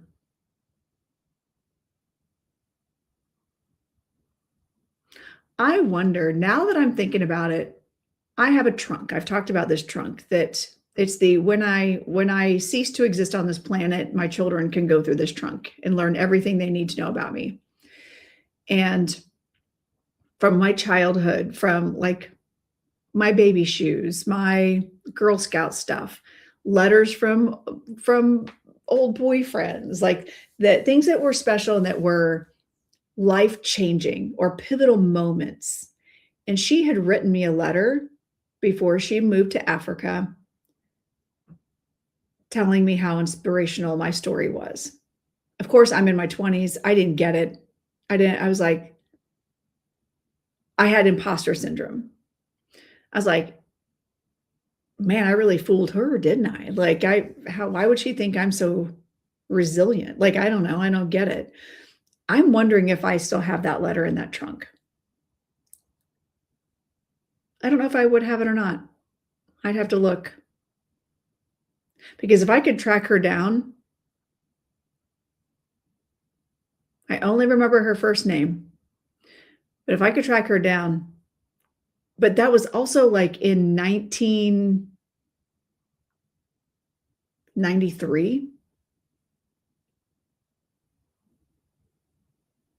1994. It was 1994.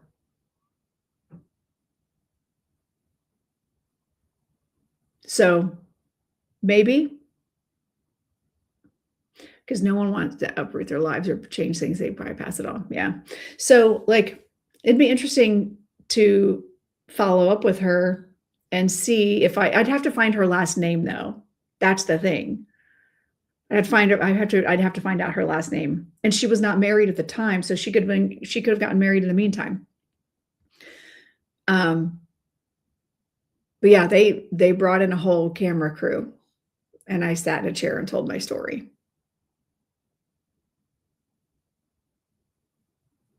And I forgot about that until recently. I completely forgot about that. Because you figure I was 23 at the time. 23, 22. See, I had Jessica at 21. So yeah, I was 24. But she wasn't a teacher, I don't think. She was,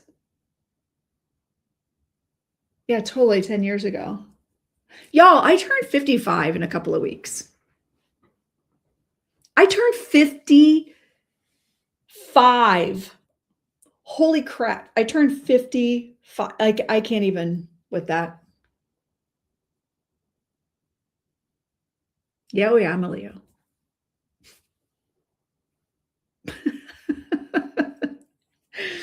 Oh, thank you, Christy. Thank you. I didn't know that, Tina. Look at you go. Well, I look good because I've got filters. Mama doesn't look like this. See, look, hold on. Let's see if filters. Good morning, Christy. Make sure they don't have the rights to your story since they taped it. And see, but again, this was like 24 years ago, 25. Yeah, it was a long time ago. It was like 30 some years ago at this point. So, and it was probably on VHS tape. Nobody's even thinking about this story anymore. And I have no idea. It wasn't supposed to be a public thing. It was to present to the panel to get her doctorate.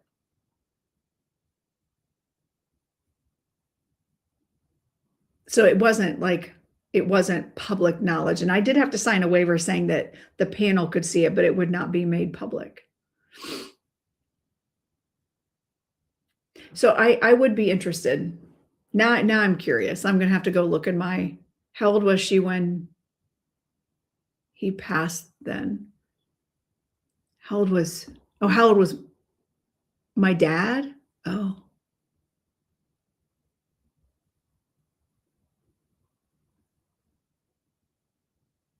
Let's see. He was 17 when I was born.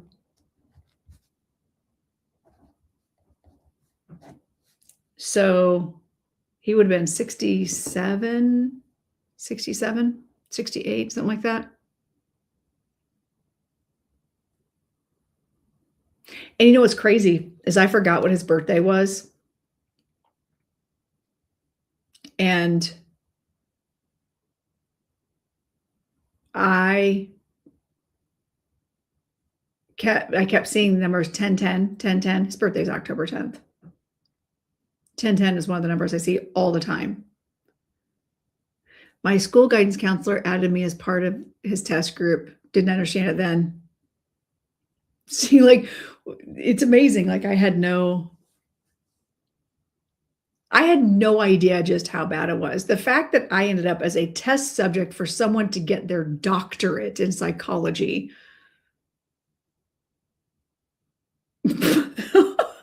Laura, you're so bad. Your dad was 1010 also? I bet he was nicer than mine.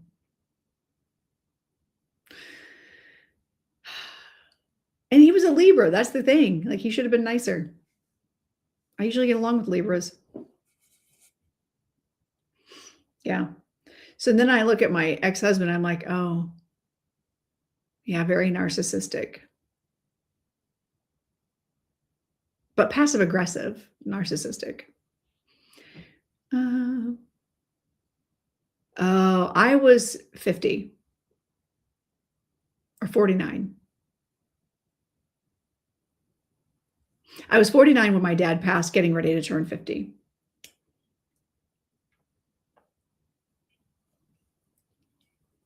I did break the pattern, which is why it really confused me when my daughter stopped talking to me. Because in my brain, I was like, wait a minute, I deserve the same ending that my dad got of no contact. I deserve that. Interesting. Like, that's how I see it my brain functions different. So sad. He was never held accountable, but in the end, he was held accountable. No, my oldest hasn't talked to me in 7 years. Yeah, since 2019, 7 years. At least 7 years in October. Yeah. I tried to talk to her about something, and she was like, you know what? You're toxic and dysfunctional, and I don't like you anymore. And cut me out. I'm a grandma. She has a kid. I have not met my grandson. But my mom babysits him. My son didn't talk to me for 10 years.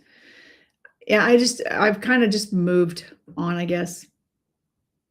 I have no choice but to move on. And I can either sit in the same hurt and revisit it over and over and over again and surround myself with people who make me revisit these things, or I can move on. And I just keep moving forward and trying to help other people by telling my story. By telling my story. At one point, my middle daughter looked at me and was like, well, my brothers haven't talked to me. So the title of my book, by the way, the working title of my book is unlovable. Yeah. I have a couple options for the subtitle, like unlovable conversations with my inner child, or unlovable stories of survival, or unlovable things surviving, coming full circle, or how, I don't know. I haven't decided yet how I want to play that out. But yeah, that's a huge part of the story, and how majority of my family just doesn't talk to me. And I'm clearly the problem. Yeah. So all I can do is continue to help people. I help people grow. I help people understand. He was the one who was unlovable, right? But everybody loved him. Even my cousins were like, I know he said he did those things to you, but like, he's nice to us. So it's really hard to be around family that advocates for and still stands up for people who did you wrong.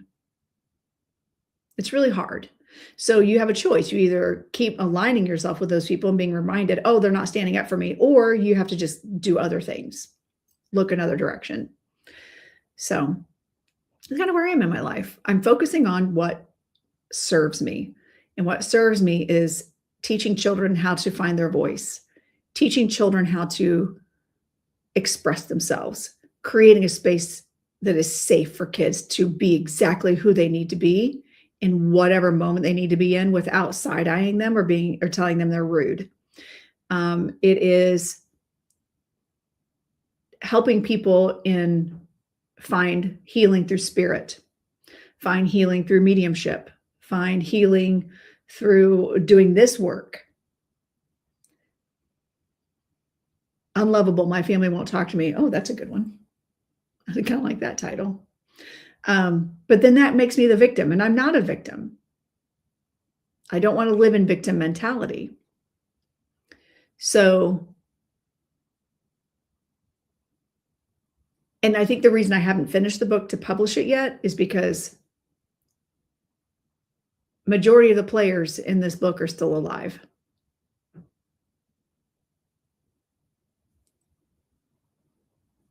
So, and if I even put a social media post up about being upset about something in my personal life, my family's coming for me. So it's such a weird balance and dynamic. And so what I talked to Reverend Glenda about it, actually. She's like, Spirit said you need to write this book. And she didn't know, by the way, at the time that I was writing a book. She goes, Spirit said you need to write a book, and you need to write it from your perspective, how you see things. And quit fearing what other people will think. They already don't like me. She's like, they already don't like you. What's it going to be? Like, get worse? They're just not going to talk to you, not talk to you? Like, how's it get worse, right? I'm deeply grateful for everything you have done to help me. Well, thank you, Brian. I appreciate you trusting me on this journey. So I feel like all I can do is stay on my own journey, keep self-checking, keep recognizing when that person that my dad comes in, that genetic side of me that ticks a little bit. I am a survivor, but also I don't want to survive anymore. I want to go back to that feeling of thriving. I want to continue to thrive. And if that means disconnecting energetically from people and making different choices, then that's what I have to do. Acknowledge when work needs to be done to shut down thoughts. Yeah. Just keep doing the work. And I tell you what, as a medium, and this goes back to, I know, like, Laura, I think you and I've talked about this on your lives. I think, I know Reggie and the groups that we've been in live on TikTok and had these discussions.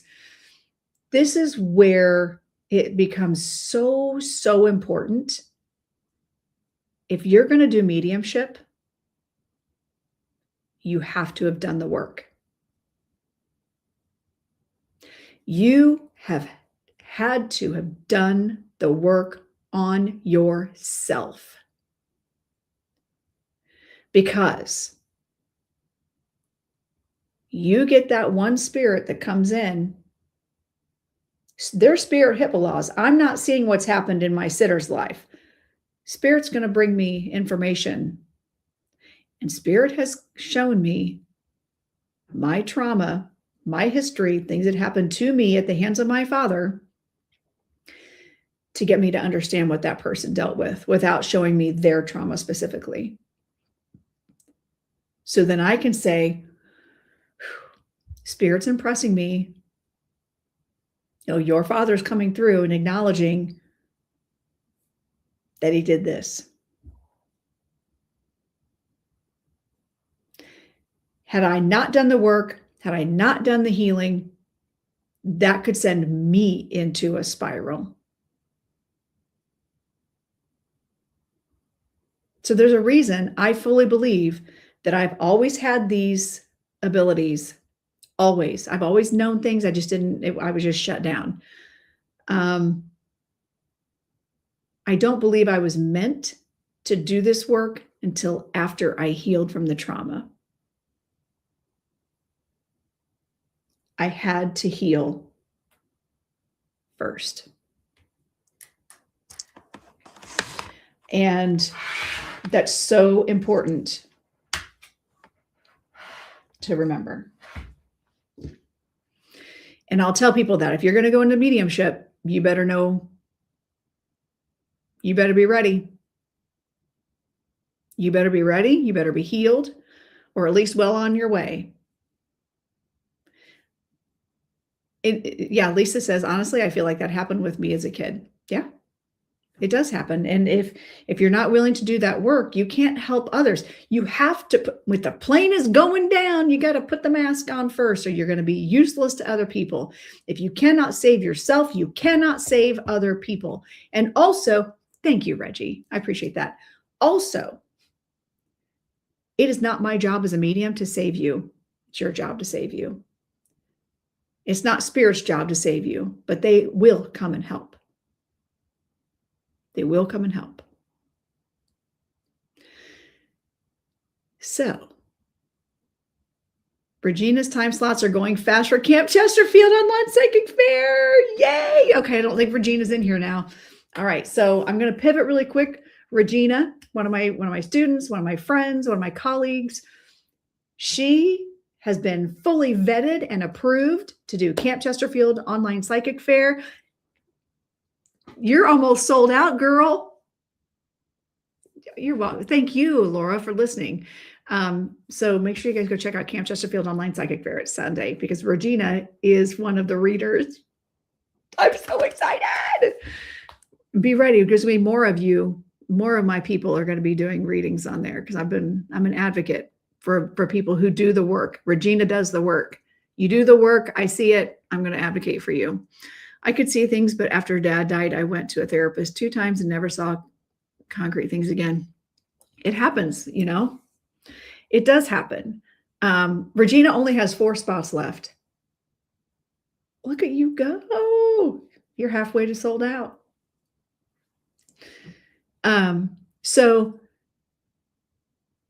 So all that being said, if you take my Mediumship 101 class that starts in August, at the end of August, then you're going to get to learn all about that. You're going to get to learn all about how important it is to heal before you step in and try to serve other people through Spirit.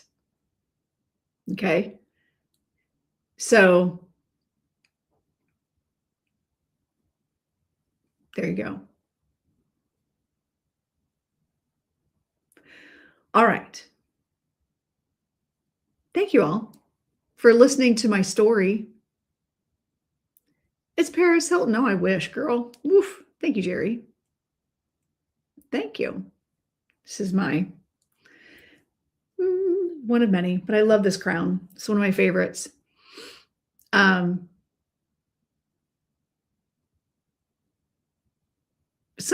People keep coming on and being like, oh, I thought you were Jenny Garth. I know. Anyway, have an amazing day. I've got a very, very busy day today. And tomorrow is nuts. I'm going to be doing manual labor tomorrow, like literally all day. And then I'm going to be in Aruba for a few days. I'm so excited.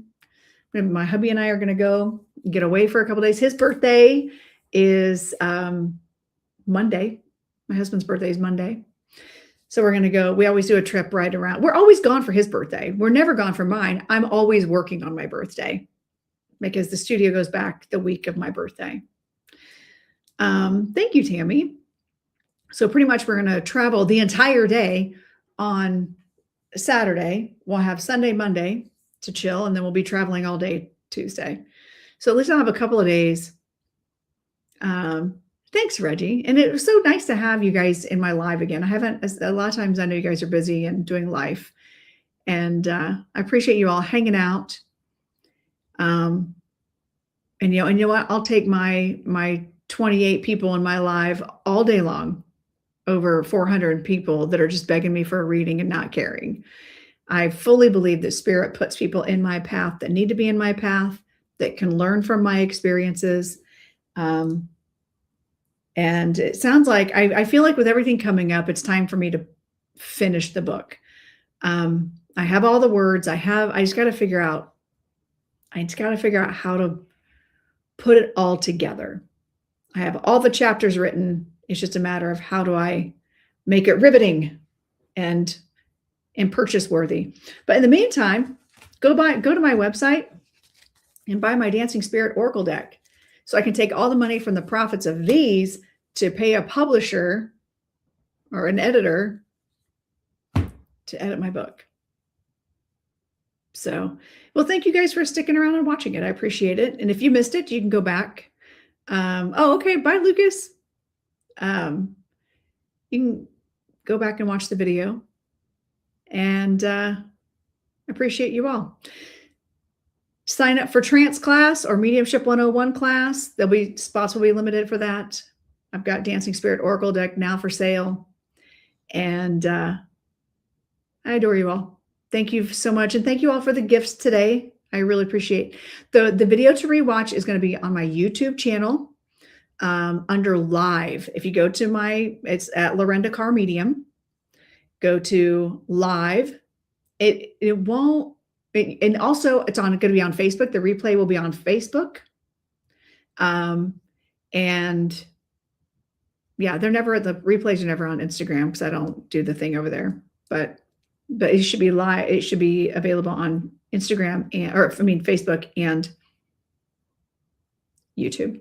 But there's a whole playlist. If you go to live, there's a whole playlist of the Crowned Medium. This one won't be in that playlist right away. It'll probably take a couple of days for it to process, and so I can move it over. Anyway, thank you all. I appreciate everybody here. Have an amazing weekend. And make sure you follow me on all the platforms because I am funny. I'm just saying.